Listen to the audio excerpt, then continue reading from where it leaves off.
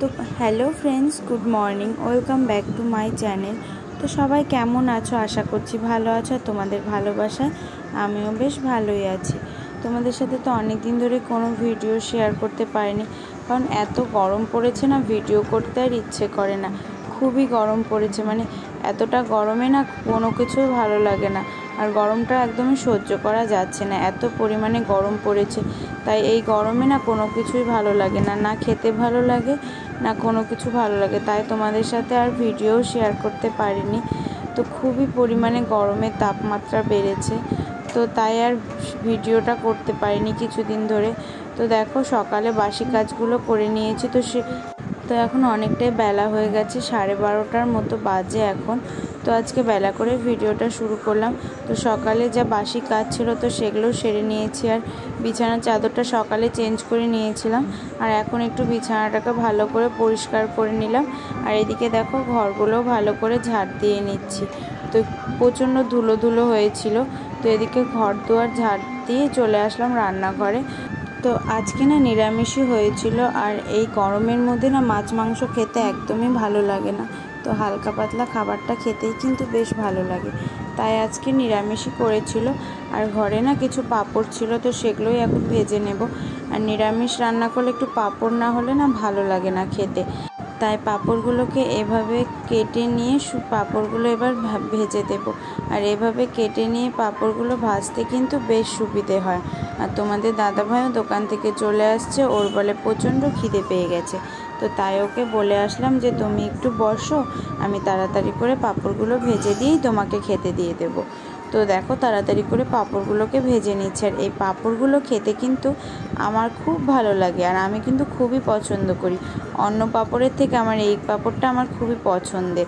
তোমাদের দাদাভাই খুব একটা পছন্দ করে না, তো আমি কিন্তু খেতে বেশ ভালোবাসি।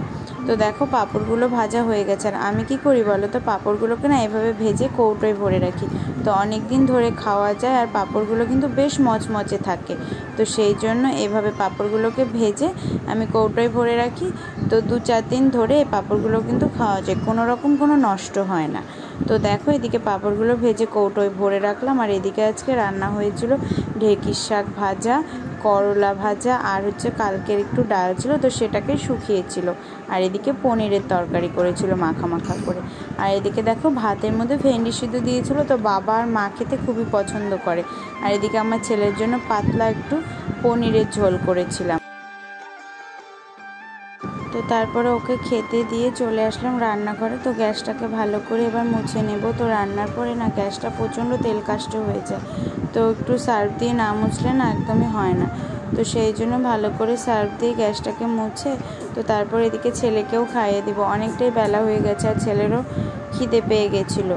তো এই দেখো রান্নাঘরটার প্রতিদিন না আমি না মা রান্নার পরে গ্যাসটাকে ভালো করে এভাবে সার্ফ দিয়ে মুছে নিই, তাহলে গ্যাসটাও প্রতিদিনের মতো পরিষ্কার থাকে, আর দেখতেও কিন্তু বেশ ভালো লাগে। আর এমনি মুছে রাখলে না একদম তেল কাস্টে হয়ে যায়, আর ওটা একদমই ভালো লাগে না। তো সেই জন্য প্রতিদিন হালকা একটু সার্ফ দিয়ে গ্যাসটাকে মুছে নিই।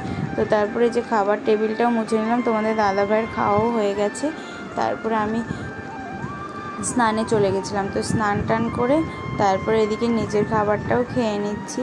তো প্রচণ্ড খিদে পেয়ে গেছিলো, সকাল থেকে কিছুই খাওয়া হয়নি। তারপরে দুপুরবেলা খাওয়া দাওয়া করে না একটু শুয়েছিলাম।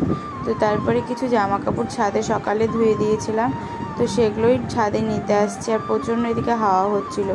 কিছু জামা কাপড় আবার শুকায়নি, তাই সেগুলো আবার ছাদে রেখে দিলাম, তো পরে আবার এসে মানিয়ে যাবে।